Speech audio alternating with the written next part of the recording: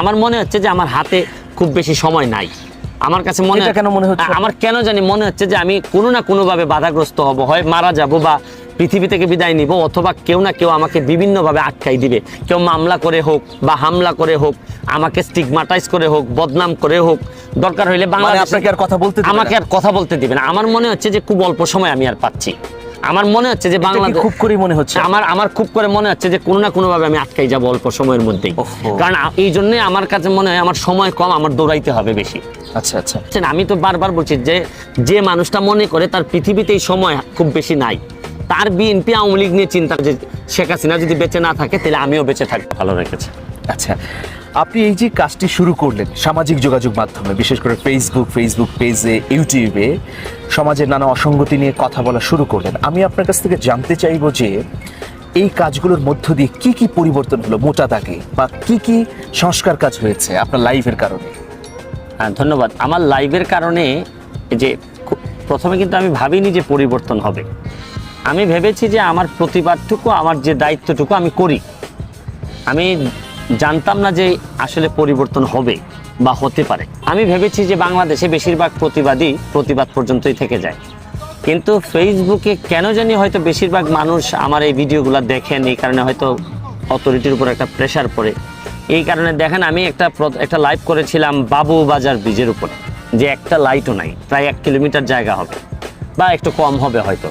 তো লাইভ করার 1 সপ্তাহের মধ্যে যখন দেখলাম যে পুরা বাবু বাজারের ব্রিজের উপরে যখন লাইট জ্বলতেছিল, তখন আমার বিশ্বাস আস্তে আস্তে পাল্টাইতে থাকে যে না, সম্ভবত প্রতিবাদ যদি সেরকমভাবে হয়, মানুষের মনের কথা যদি আমি বলি, তাহলে হয়তো শুনতে পাবে।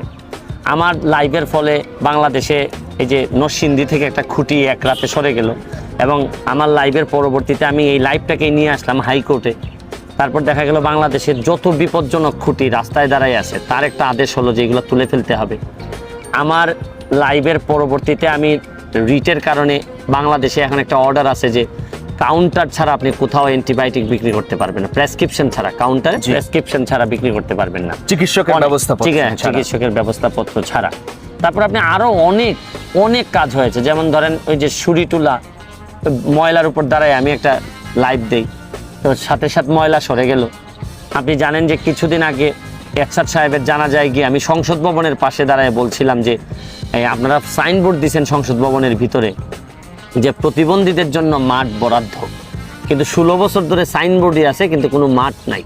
তো আমি বললাম যে সংসদ ভবনে তো আপনারা এরকম কোনো সাইনবোর্ড রাখতে পারেন না যেটার কোনো কার্যকারিতা নাই। তো পরের 1 সপ্তাহের মধ্যেই দেখলাম যে কেটে মাঠটা ঠিক করা হলো, কিন্তু এখনও কাউকে ঢুকতে দেওয়া হচ্ছে না। কিন্তু সাইনবোর্ডটা বদলিয়ে ওনারা লিখে রাখছেন যে প্রস্তাবিত মাঠ। তো এটা আমার কাছে, যদিও ওনারা টেকনিক্যালি তারা অ্যাভয়েড করে গেলেন এই ব্যাপারটা, কিন্তু তারা করতে বাধ্য হয়েছেন, বলতে বাধ্য হলেন মাঠ নেই হবে, কিন্তু তারা তো দিয়ে রেখেছিলেন যে এটা মাঠ, 16 বছর ধরে দিয়ে রেখেছিলেন যে এটা মাঠ। কিন্তু আমার আশ্চর্য হচ্ছে কি যে এই সংসদ ভবনের ভিতরে মহান সংসদ, এই মহান সংসদ আমাদের ভাগ্যের নির্ধারণ হয় যে জায়গায়, এই জায়গায় তো আপনি যেখানে একটা সাধারণ মানুষই ঢুকতে পারে না, এই জায়গায় আপনি একটা সাইনবোর্ড দিয়ে রাখলেন যে সাইনবোর্ডের নিচে মানুষ দেখতে পায় যে আসলে এটা একটা ভুয়া বা এটার কোনো কার্যকারিতা নাই। তাহলে এই 16 বছর ধরে কারো চোখে পড়বেন এটা হয়?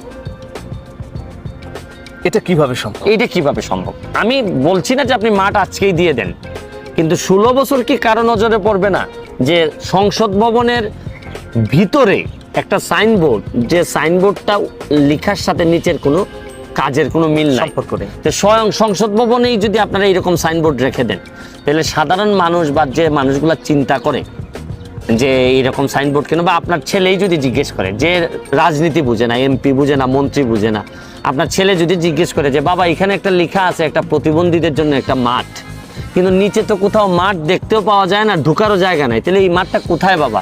আপনি কি বলতে পারবেন যে আমাদের দেশে এইরকম সাইনবোর্ড হয়? না, বলা যাবে না। আপনি তো বলতে পারবেন, আপনি লজ্জা পেয়ে যাবেন। তো এইরকমই কাজ হচ্ছে। এই যে কাজগুলো করছেন, এই কথাগুলো বলতে গেলে কিছু পক্ষের মানুষের বিরুদ্ধে যায়, সেখানে স্থানীয় প্রশাসন হতে পারে, কমিশনার হতে পারে, কাউন্সিলর হতে পারে, তাদের পক্ষ থেকে কখনো থ্রেট পেয়েছেন? দেখেন, যে কাজগুলো আমি করি এই কাজগুলোতে থ্রেটের কথা বললে তো অনেক বড় বড় থ্রেট, কারণ থ্রেটের কাজই তো আমি করছি। কেন বলবো যে থ্রেটের কাজ করছি? বাংলাদেশে যারা ভালো কথা বলেছেন, সত্য কথা বলেছেন, খুব কম মানুষই আছেন যারা বেঁচে আছেন। বাংলাদেশের ইতিহাস যদি টানেন আপনি, বঙ্গবন্ধু থেকে শুরু করে চার নেতা থেকে শুরু করে যারাই ভালো কথা বলতে গেছেন তারা তো আর পৃথিবীতে বেঁচে থাকেননি, কারোই সাধারণ মৃত্যু হয়নি।